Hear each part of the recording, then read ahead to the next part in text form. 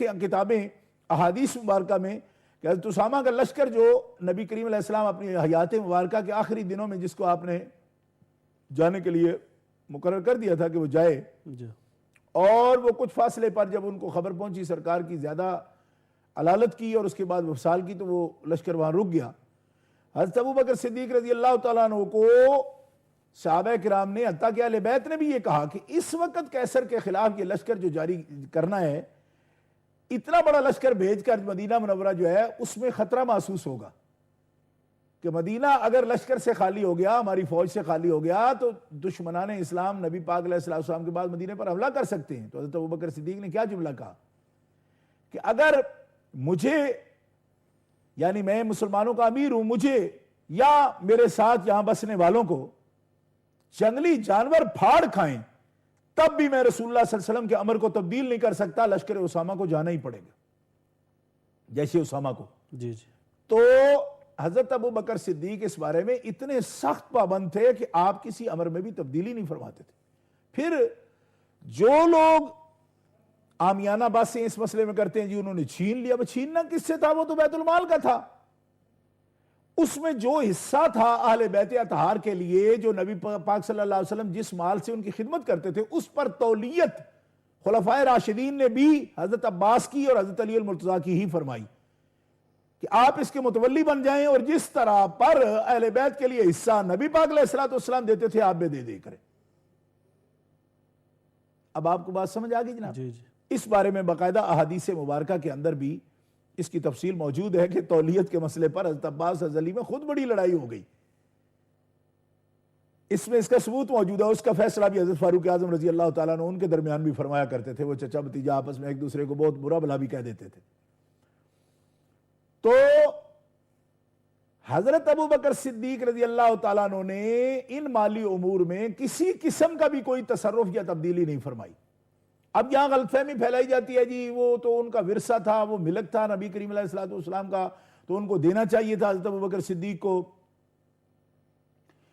تو نبی کریم علیہ السلام کا اگر ورثہ ہوتا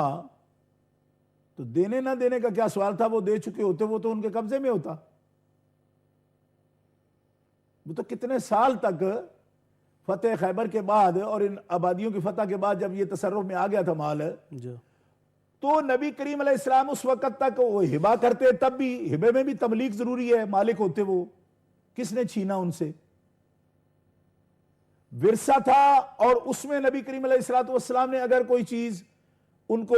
ورثے کے طور پر دی ہے، یا کوئی ورثہ، تو ظاہر ہے کہ جب حضور کا وصال ہوگا ترکہ تو تب تقسیم ہوگا ویسے ہی۔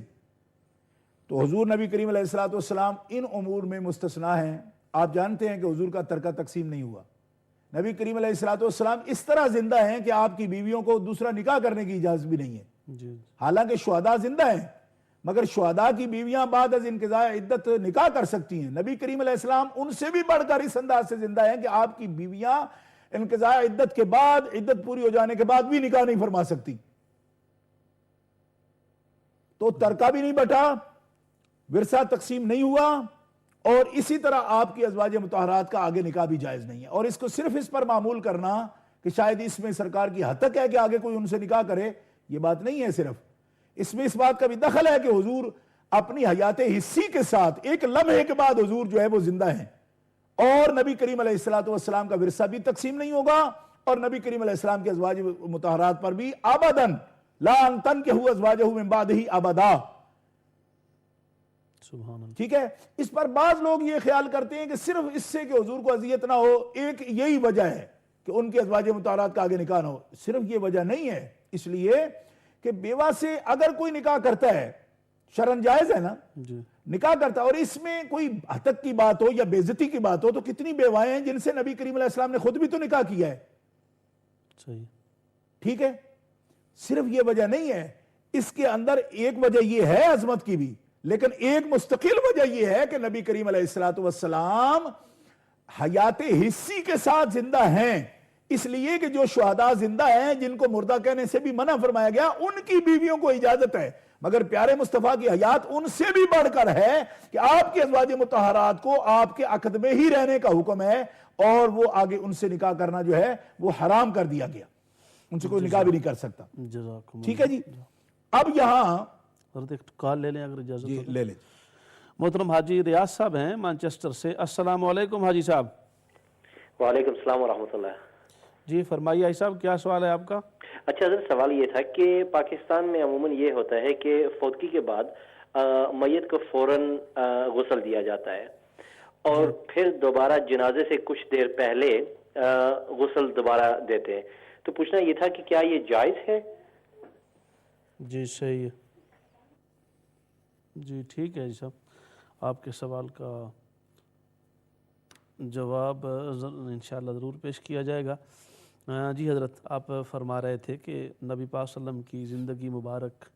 کا یہ معجزہ ہے کہ آپ کی زندگی کا انداز ایسا ہے کہ ازواج مطہرات کو بھی نکاح ثانی کی اجازت نہیں ہے۔ نہیں ہے، قرآن پاک میں ما کان لکم ان تؤذوا رسول اللہ ولا ان تنکحوا ازواجہ من بعدہ ابدا، جی جی ولا ان تنکحوا ہے نا، جی جی ان تؤذوا رسول اللہ اذیت بھی نہ دو اور نکاح بھی نہ کرو، یہ ایک الگ سے حکم ہے مستقل، جی جی اور نکاح نہ کرو ہمیشہ کے لیے، ان کے ازواج سے نکاح جائز نہیں ہے۔ تو اس میں حیات حسی اور حیات دنیاوی سے بھی اعلیٰ حیات ہے جو نبی پاک صلی اللہ تعالیٰ علیہ وسلم، تو زندوں کے احکام ہیں جو آپ پر جاری ہوئے ہیں، ورنہ ازواج مطہرات کے حقوق کو کس طرح شریعت نے الگ سے روک دیا؟ جو نکاح بھی نہیں کر سکتی، نکاح اس لیے نہیں کر سکتی کہ نبی کریم علیہ السلام حی ہیں، زندہ ہیں، آپ زندہ ہیں، سبحان اللہ۔ اور اس کا تقاضا یہ ہے، آپ کی عظمت کا بھی یہ تقاضا ہے اور آپ کی حیات کا بھی یہ تقاضا ہے کہ آپ کے ازواج سے نکاح بھی نہیں ہوگا، اور جب نکاح نہیں ہوگا تو پھر ترکہ بھی نہیں تقسیم ہوگا، اور پھر ترکہ صرف یہی نہیں کہ بیٹی کو نہیں ملے گا، بیویوں کو بھی نہیں ملے گا۔ حضرت ابو بکر صدیق معاذ اللہ اگر اس کو حکم کو روکنے والے ہوتے، ویسے تو اس کا تصور بھی نہیں ہو سکتا، جو شخص اپنی زندگی میں ایک فدق کیا چیز ہے، جس نے زندگی پہلے سانس جب اسلام قبول کیا ہے تو ہزاروں ہزار دینار و درم آپ کے قدموں میں پیش کیے ہیں، ہجرت کے موقع پر پیش کیے ہیں، پھر ہر مرحلے پر رسول اللہ پر سب کچھ نثار کیا ہے، اس سے یہ کیسے تصور کیا جا سکتا ہے کہ وہ مال روکے، اور روکے بھی وہ جو اس کا پھر بھی آپ نہیں لے سکتا وہ؟ یعنی یہ قابل غور بات ہے جی جی کہ روکے گا بھی کس لیے؟ یعنی خود لے لے گا، وہ طمع ہوگا اس کو کہ میں مال ان کو نہ دوں، خود لے لوں، خود لے نہیں سکتے کیونکہ بیت المال کا ہے، صحیح، ٹھیک ہے جی، خود بھی نہیں لیں گے، پھر اپنی بیٹی ہے، اپنے بیٹے ہیں، ان کو بھی نہیں دے سکتے۔ دیکھو نا، رسول اللہ صلی اللہ علیہ وسلم کا ترکہ اگر تقسیم ہوتا تو حضرت خاتون جنت کے ساتھ جو حضور کی بیویاں ہیں تو ان کا حق نہیں تھا بیویوں کا، جب بیٹا نہیں ہوتا، صرف ایک بیٹی ہو وارث، اگر چونکہ اس وقت تک باقی بیٹے بیٹیاں تو سرکار کے وصال فرما چکے تھے، تو قرآن مقدس دیکھیں کہ کیا بیوی کا حصہ اس میں نہیں ہوتا؟ صحیح، تو بیویاں بھی تو دعوے دار ہو سکتی تھی نا اس بات کی کہ ہمیں بھی دیجئے۔ جی جی جی زوج اگر کسی کا فوت ہوتا ہے تو زوجہ جو ہے جس صورت میں کہ زوج ایک بیٹی چھوڑتا ہے، تو اس صورت میں کیا ان ازواج کا حق نہیں قرآن مقدس نے حصہ مقرر نہیں کیا ان کا؟ پڑھے نا، یوصیکم اللہ فی اولادکم للذکر مثل حظ الانثیین، صحیح بات، جی جی جی اس میں ان کا حصہ مقرر ہے، لیکن ازواج مطہرات میں کسی نے مطالبہ نہیں کیا، کیونکہ وہ سمجھتی تھی اس بات کو کہ ہمیں تو رب تعالیٰ نکاح سے بھی منع کیا ہے، حضور کے عقد میں ہم بیٹھی ہیں اور حضور حیات ہیں، ٹھیک ہے؟ صحیح، تو ایک تو آپ کا ترکہ تقسیم نہیں ہوا، ازواج کے نکاح جائز نہیں ہے،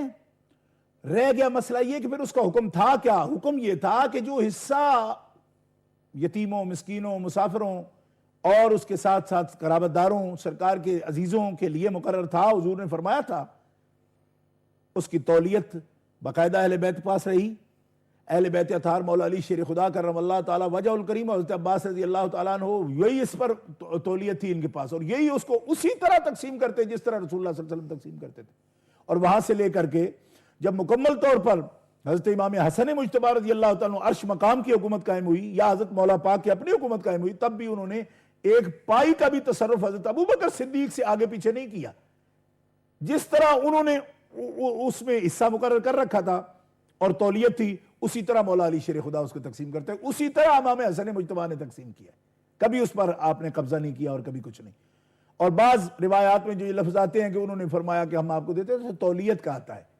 کہ اس کا ولی جو ہے نا تقسیم کرنے والا، یعنی ایک ٹرسٹ کی چیئرمین کس کو دے دیں کہ وہ اس کو تقسیم کر دے، اب ٹرسٹ کا چیئرمین بھی کوئی بندہ ہو تو وہ سارا آپ تو نہیں لے لیتا نا، جی صحیح، تو یہ جو تولیت کا مسئلہ ہے یہاں تک بات تھی، اس سے آگے ملکیت والی بات نہیں ہے، رسول اللہ پر زکوٰۃ ہی فرض نہیں ہوئی، اس لیے کہ مال رات بھی نہیں پڑتی تھی کہ آپ اس کو تقسیم فرما دیتے تھے، پہلے اپنے ملک تو آپ نے رکھا